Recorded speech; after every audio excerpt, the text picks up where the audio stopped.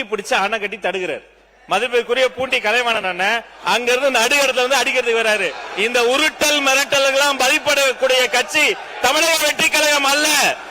இதை போன்ற நாகரிகமற்று உருட்டுறது மிரட்டுறதுனாலதான் தமிழக மக்கள் தகுந்த தீர்ப்பு கொடுத்து அங்க உட்கார வச்சிருக்காங்க. தொடர்ந்து நான் பாத்துக்கிட்டே இருக்கிறேன்.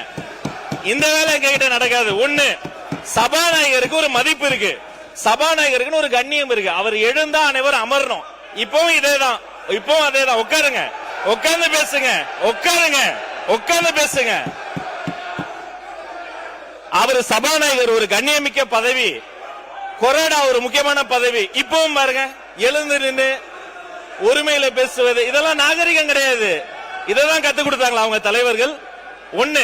ரெண்டாவது, நம்முடைய சட்டமன்ற உறுப்பினர் அவருடைய முதல் அறிமுக உரை பேசுகிறாரு. இன்னும்